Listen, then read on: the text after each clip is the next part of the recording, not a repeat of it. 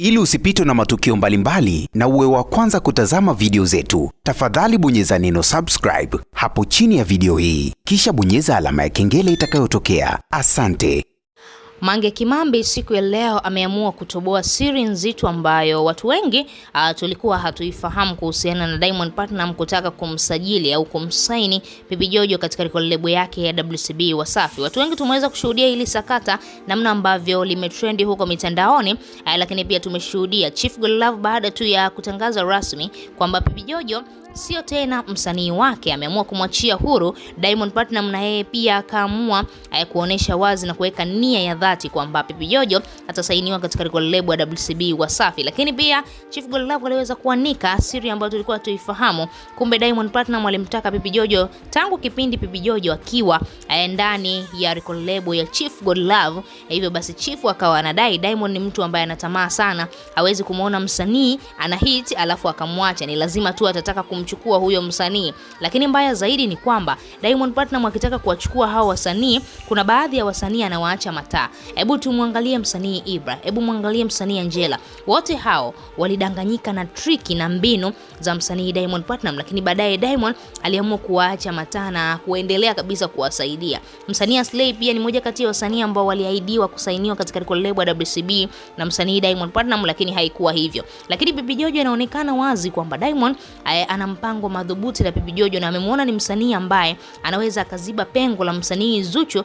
Zuchu atakapoondoka moja kwa moja katika lebo ya WCB, basi Pipi Jojo ataweza kuziba lile pengo la Zuchu katika lebo ya WCB Wasafi. Siku ya leo Mange Kimambi ameamua kuanika ni sababu ipi ambayo inapelekea Diamond kumsaini Pipi Jojo katika lebo ya WCB na kuwaacha wasanii wengine wote ambao aliwaahidi atawasaini katika lebo yake. Kwanza kabisa, sababu ya kwanza, Mange Kimambi anakuambia Pipi Jojo ni msanii wa kike, lakini kitu ambacho yeye anakifahamu ni kwamba Diamond Platnumz anapomsajili msanii wa kike kama Pipi Jojo, inamaanisha hapo baadaye yajayo yanafurahisha. Mange anakuambia mpango wa Diamond Platnumz katika lebo hiyo na huyo Pipi Jojo ni mpango madhubuti wa kusababisha waweze kuwa kapo, yani waweze kutengeneza drama fulani, waonekane ni kapo, alafu baadaye Zuchu aonekane kama hayupo tena katika lebo ya WCB Wasafi.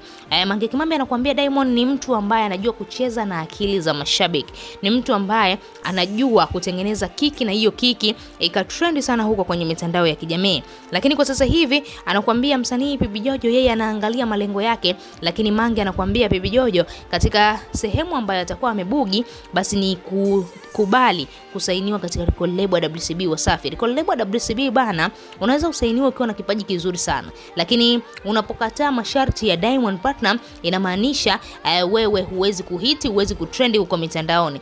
Hebu tumwangalie msanii D-Voice. D-Voice alipokuwa nje ya lebo ya WCB alikuwa ni msanii mwenye moto sana, ni msanii ambaye anafanya vizuri, lakini baada ya kujiunga katika lebo ya WCB unaambiwa kuna vijimasharti ambavyo Diamond huwa anawapatia hao wasanii wake. Unaambiwa kuna namna fulani hivi Diamond anatumia ushirikina. Sasa kuna baadhi ya wasanii huaga hawapendi kukubaliana na hilo swala la ushirikina. Ukimwangalia msanii Lava Lava alikuwa ni mmoja kati ya wasanii ambao walikataa swala lazima la ushirikina kwa Diamond Platnumz, na ndio maana Lava Lava hakufanikiwa katika sanaa yake ya muziki. Hivyo D-Voice alikuwa ni msanii mkubwa, ni msanii anafanya vizuri, lakini baada ya kujiunga WCB watu wakawamuona D-Voice hajui tena, D-Voice amekaa kimya. Kumbe D-Voice na yeye pia halikataa hilo swala zima la ushirikina. Sasa Mange anakuambia hatujajua kwa Pipi Jojo kama atakubali mambo hayo ya Diamond Platnumz, kwamba ukitaka kuwa msanii mkubwa zaidi, ukitaka kwenda juu zaidi, lazima tu ufanye hivi ufanye vile. Sasa wasanii wengine wanakataa uchawi, wengine wana hofu ya Mungu,